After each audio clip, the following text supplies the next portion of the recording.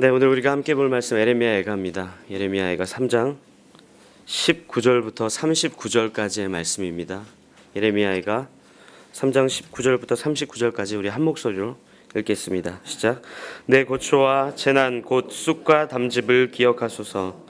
내 마음이 그것을 기억하고 내가 낙심이 되오나 이것을 내가 내 마음에 담아두었더니 그것이 오히려 나의 소망이 되었사옴은 여호와의 인자와 긍휼이 무궁하심으로 우리가 진멸되지 이것들이 아침마다 새로우니 주의 성실하심이 크시도소이다.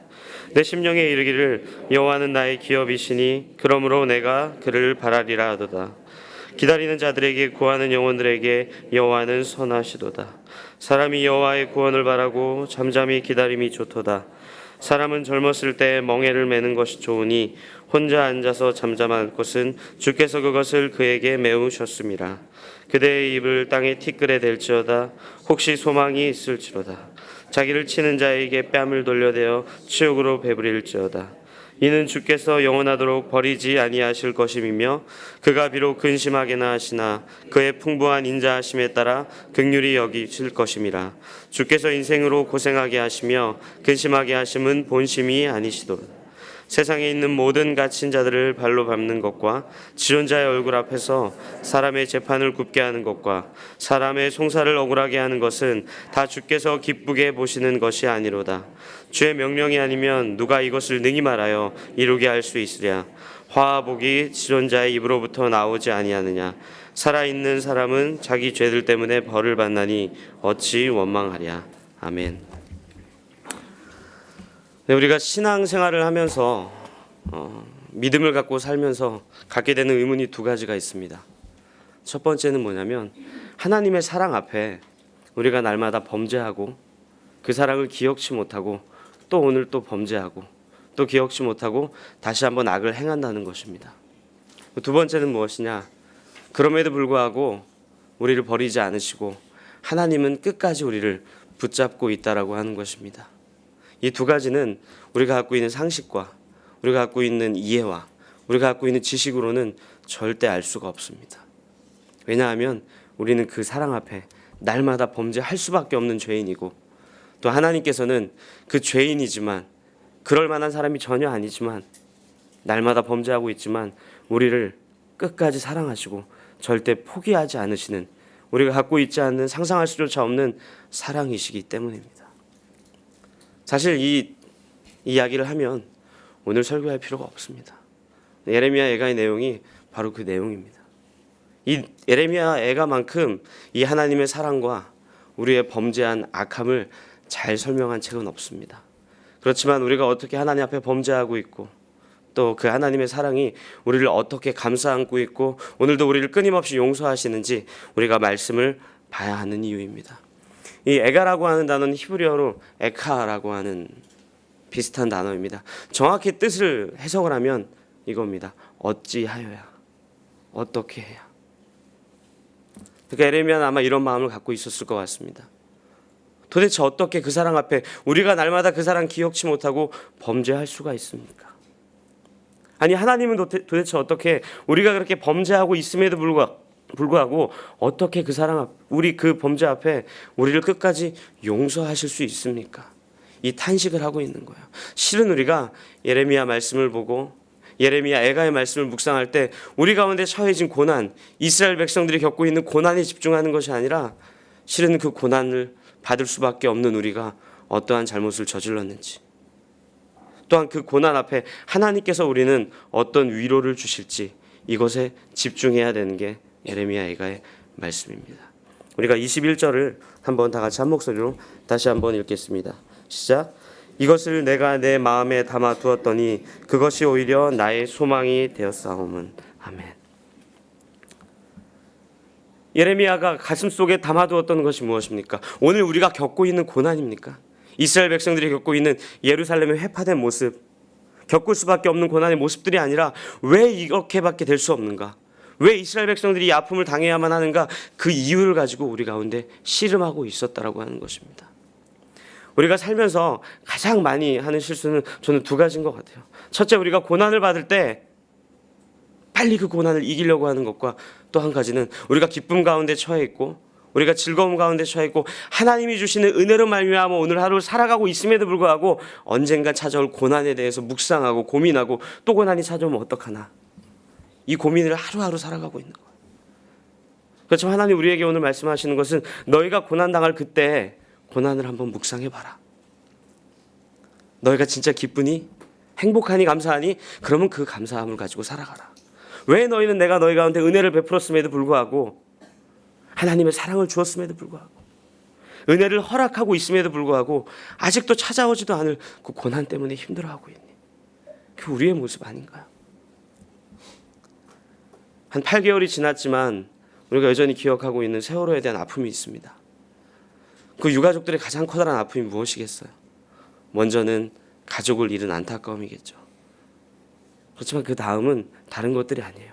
함께 아파하는 사람이 없기 때문이에요. 우리는 그 세월호 사건을 가지고 어떻게 빨리 해결할까에만 집중해 있어요.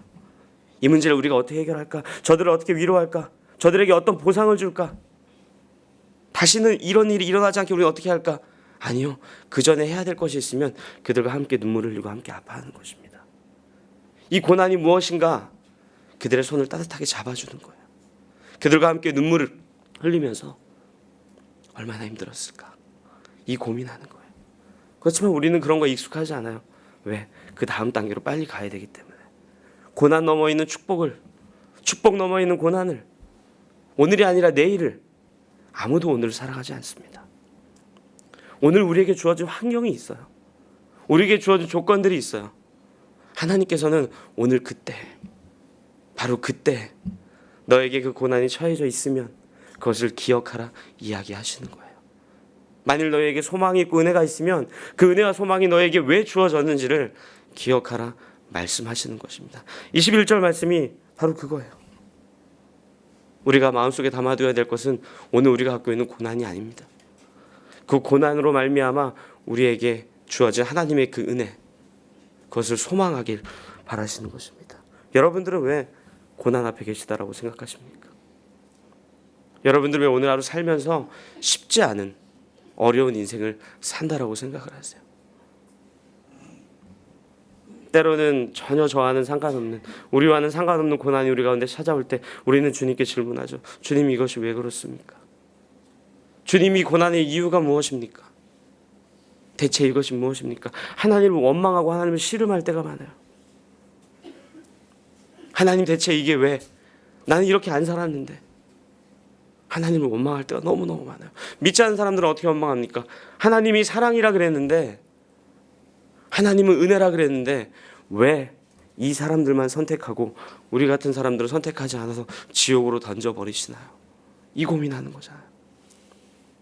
근데 우리가 오해하는 것 중에 하나가 이거예요. 바로 하나님께서 이 사람들을 선택해서 천국에 넣고 이 사람들 선택해서 지옥에 넣는 게 아닙니다. 우리는요, 오늘 39절 말씀에도 정확히 나와 있는데 지옥에 있는 사람들이에요. 죽을 수밖에 없는 사람들이라고요. 하나님께서 만약 구원하지 않으셨다라고 한다면 우리는 이쪽에 있는 사람들이에요. 근데 하나님의 은혜로 말미암아 이 사람들을 이쪽으로 옮겨주신 거예요. 우리는 늘 우리가 제로에 있다고 생각을 해요. 그러니까 하나님, 우리가 마이너스에 있을 때 왜 우리를 마이너스에 처하게 만드셨나요? 하나님께 따지고 원망하는 거예요. 그렇지만 우리는 제로에 있는 사람들이 아니에요. 태어나는 그 순간부터 죄를 갖고 태어난 마이너스 인생입니다. 플러스로 옮겨주신 그 하나님께 감사할 수밖에 없어요. 제로에 있다라고 불만할 수 없어요. 저 사람은 이만큼 가있는데 나는 왜 여기 있나요? 아니요.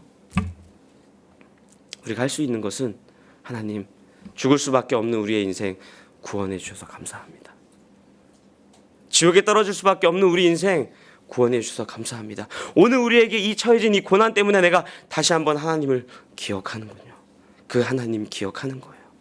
전 여러분들이 오늘 일주일을 새로 시작하시며, 아니 오늘 하루를 시작할 때 그 하나님에 대해서 다시 한번 그 은혜에 감사할 수 있게 되길 바랍니다. 우리를 구원하셔서 이 자리에서 예배 드리게 할 수 있는 그분의 은혜와 그분의 긍휼과 그분의 인자하심과 그분의 신실하심 앞에서 감사하게 되길 바랍니다. 우리가 22절부터 26절까지 한 목소리로 쭉 읽겠습니다. 시작. 여호와의 인자와 긍휼이 무궁하심으로 우리가 진멸되지 아니함이니이다. 이것들이 아침마다 새로우니 주의 성실하심이 크시도소이다. 내 심령에 이르기를 여호와는 나의 기업이시니 그러므로 내가 그를 바라리라 하도다. 기다리는 자들에게나 구하는 영혼들에게 여호와는 선하시도다. 사람이 여호와의 구원을 바라고 잠잠히 기다림이 좋도다. 아멘. 오늘 여기서 하나님의 은혜를 어떻게 설명합니까? 22절에는 인자와 긍휼이 무궁하시다. 23절에 주의 성실하심이 크다. 24절에는 여호와는 나의 기업이시다. 25절에는 여호와는 선하시도다. 전 여러분께 이 아침에 도전하고 싶습니다. 여러분은 어떤 인생일지 모르겠습니다. 고난이 얼만큼일지 모르겠습니다. 또 기쁨이 얼만큼일지 모르겠습니다. 그렇지만 이 여호와의 신실하심이 여러분들 삶 가운데 오늘 하루 가득하게 되길 바랍니다. 이 하나님의 인자하심이 여러분의 삶을 통해 드러나게 되길 바랍니다. 우리가 다윗을 기억하는 이유가 뭐예요? 그가 한 나라의 왕이기 때문에, 골리앗을 무너뜨렸기 때문에. 우리가 흔히 다윗을 가르쳐 이렇게 얘기하죠. 하나님 마음에 합한 사람. 근데 그가 왜 하나님 마음에 합한 사람인가? 그것은 골리앗을 무너뜨렸기 때문도 아니고 한 나라의 왕이 되었기 때문도 아니에요. 그 이유는 뭐냐면요, 고난 가운데 주님을 잊지 않았기 때문입니다. 다윗만큼 고난의 인생을 산 사람이 없어요. 우리가 한 가지 착각하는 게 너무 많아요. 다윗이 왕으로서의 그 모습만을 기억해요. 그렇죠. 왕 이전에 사울을 피해서 도망길을 다닙니다. 또 왕 이후에는 어떻습니까? 평탄합니까? 아니요. 아들 압살롬을 피해서 도망길에 떠나요. 하나님께서 그가 진짜 하나님 마음에 합한 사람이다 이야기하는 것은 그 도망길 가운데, 고난 가운데, 어려움 가운데, 그 가운데 처해진 환경 가운데 하나님을 잊지 않고 날마다 하나님을 바라보았다라고 하는 것입니다. 오늘 예레미야 선지자는 우리에게 그렇게 이야기해요. 너희가 고난 가운데 있지만 이스라엘 백성들아, 너희가 그 가운데 있을지라도 하나님 한 분 바라봐라. 하나님의 인자가 신실하시며 하나님 무궁하시며 그의 사랑이 끝이 없으시며 아침마다 새로우시며 성실하시며, 그렇기 때문에 소망이 있는 것이다. 우리 가운데 소망이 없습니다. 다윗이 만약에요, 자신을 의지했으면 그렇게 도망치지 않았을 거예요. 쿠데타를 일으킨 그 압살롬 앞에서 똑같이 반격을 했을 것입니다. 자신을 미워했던 사울 앞에서 절대 도망가지 않았을 거예요. 하나님이 내게 기름을 부었다, 내가 이제 왕이다, 이렇게 당당하게 나갔을 것입니다. 그렇지만 그는 그렇게 하지 않습니다.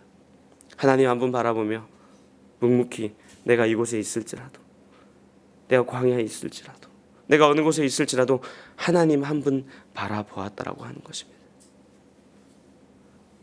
전 여러분들이 고난 가운데 처했을 때 그 고난을 그 무엇으로 대체하려고 하지 마십시오. 그 고난 가운데 하나님의 소망이 반드시 있습니다.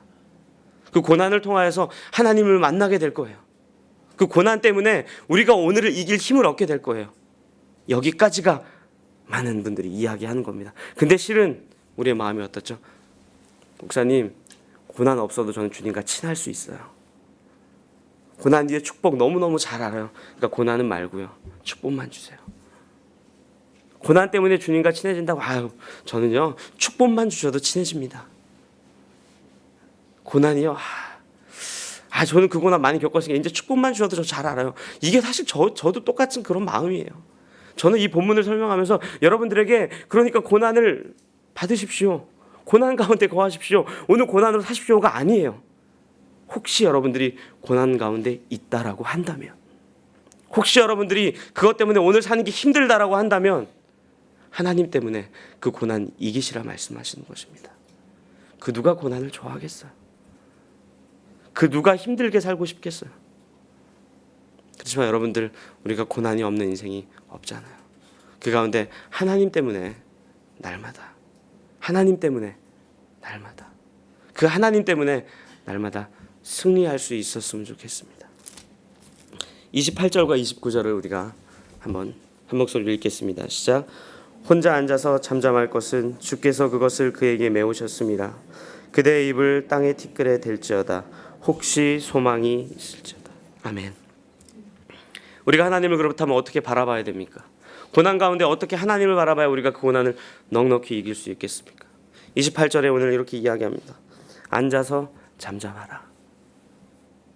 때로는 인내함이, 때로는 침묵함이, 때로는 그 자리에 있는 것이 그 자리를 이길 수 있는 유일한 방법입니다. 그렇지만 우리는 그 고난을 이길 때 이 자리를 자꾸 피하려고만 해요. 무엇으로 대체하려고 하죠? 기도로, 우리의 헌신으로, 우리가 내는 헌금으로, 우리가 주 앞에 드리는 우리의 열심을 가지고 이 고난을 이기려고 해요. 믿음의 사람들을 보니까 작정기도 40이라면 그 고난이 해결이 되더라. 교회 언급을 많이 하니까 하나님께서 축복을 주시더라. 왜요? 그런 게 굉장히 쉽거든요. 진짜 어려운 게 뭐냐면요, 내가 아무것도 하지 않지만 하나님 한 분 바라보고 주님 이 고난 해결해 주세요, 이거예요. 눈에 보이는 게 없거든요. 해결이 안 될 것 같거든요. 근데 그게 가장 빠른 길입니다. 우리의 열심으로 하나님을 움직일 수 없어요. 하나님께서는 하나님의 계획을 가지고 일하시고 하나님의 계획을 통해서 우리 가운데 역사하시며 우리의 인격을 들어 사용하길 원하시는 거예요. 근데 우리는 우리가 갖고 있는 것들로 자꾸 무언가를 해결하려고 하는 거예요. 우리가 갖고 있는 열심, 우리가 할 수 있는 것들, 하나님 앞에 나아갈 수 있는 우리의 모습들, 그렇지만 하나님 오늘 이야기하십니다. 네가 그런 거 안 해도 괜찮아. 그냥 그 자리에 앉아서 하나님 한번 바라보면 돼. 나를 놓치진 마. 아무것도 안 해도 괜찮아. 그냥 나만 바라봐. 전 이 음성이 여러분들 고난 가운데 처해 있을지라도 하나님의 음성이 여러분들 마음 가운데 큰 울림이 되길 바랍니다. 그리고 29절에 이렇게 이야기합니다. 입을 땅에 티끌에 댈지어다. 이 입을 땅에 티끌에 댈지어다 정확한 표현은 겸손하다, 내가 죽은 자처럼 여긴다 라고 하는 표현입니다. 우리가 죽을 수밖에 없는 인생이면 하나님 앞에 무엇을 이야기할 수 있겠습니까? 그렇지만 우리가 하나님으로 얻은 이 인생으로 인해서 우리가 하나님께서 구원해 주신 그 은혜를 망각하고 날마다 하나님, 나는 살아야 되는 인생인데 왜 고난 가운데 처해 있나요? 이 질문을 하기 때문에 우리의 삶이 고되고 어려운 것입니다. 그렇지만 아까 제가 얘기했던 것처럼 우리가 마이너스에서 시작한 인생이라고 한다면 우리가 어디에 있든지, 제로에 있든지 플러스에 있든지 어느 곳에 있든지 그것 하나만으로 우리가 하나님 앞에 감사할 수 있다라고 하는 것입니다. 저는 이 28절과 29절 이 말씀을 통해서 여러분들이 오늘 하루 우리가 무엇을 해야 하는지, 우리가 어떻게 살아가야 하는지, 또 우리가 하나님을 어떻게 바라보아야 하는지 그것들을 알았으면 좋겠습니다. 우리가 39절 말씀을 다시 한번 한 목소리로 읽도록 하겠습니다. 시작. 살아있는 사람은 자기 죄들 때문에 벌을 받나니 어찌 원망하랴. 네, 저는 이 한 절 때문에 사실 어제 잠을 많이 못 잤습니다. 다른 구절들은 정말 기도하고 말씀을 보니까 성도님들에게 이렇게 전하면 되겠구나. 근데 39절 말씀이 제 마음속에서 해결이 안 되는 거예요. 살아있는 사람은 자기 죄들 때문에 벌을 받나니 어찌 원망하랴. 실제 우리가 하루를 살아가면서, 우리가 인생을 살아가면서 우리의 잘못 때문에 하나님의 징계하심을 받을 때도 있습니다. 그렇지만 전혀 그렇지 않았는데도, 나는 잘못한 게 없는데도, 나는 하나님 잘 믿는다고 살았는데도 우리 가운데 고난이 찾아올 때가 있는 게 사실이에요.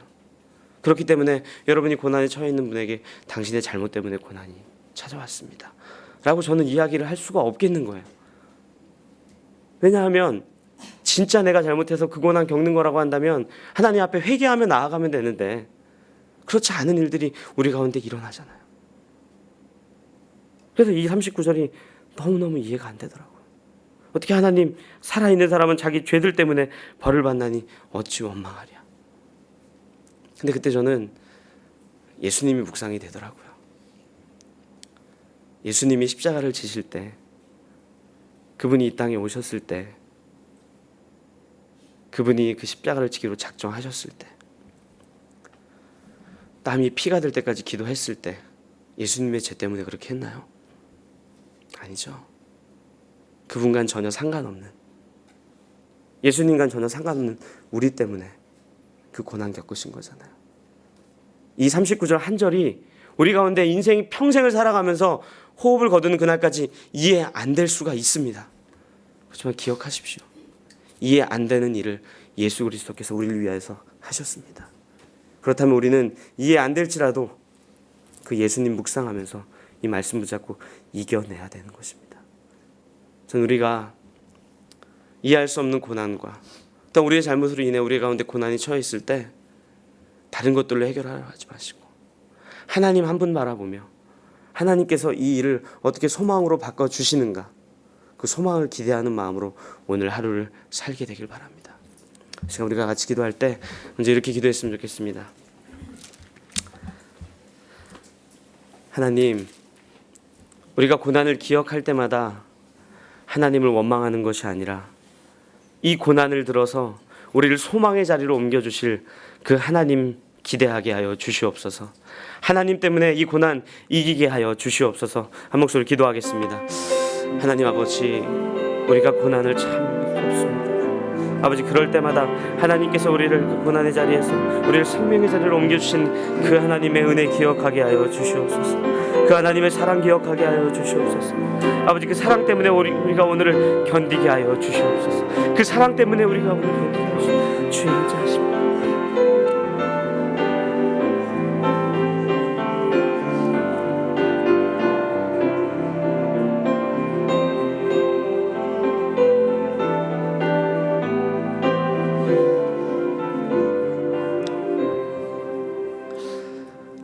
하나님, 우리가 잘 압니다.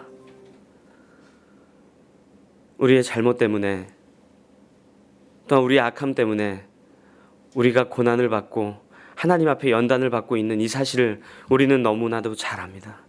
그렇지만 이 때문에 하나님을 놓쳐버릴까봐, 이 때문에 하나님을 부정할까봐, 이 때문에 하나님을 원망하게 될까봐 아버지 두려운 마음이 있으니 이 긍휼함 가운데 우리를 생각해 주셔서, 이 고난의 과정을 걷고 있는 우리를 생각해 주셔서 주님, 빨리 그 고난을 소망으로 변화시켜 주시옵소서.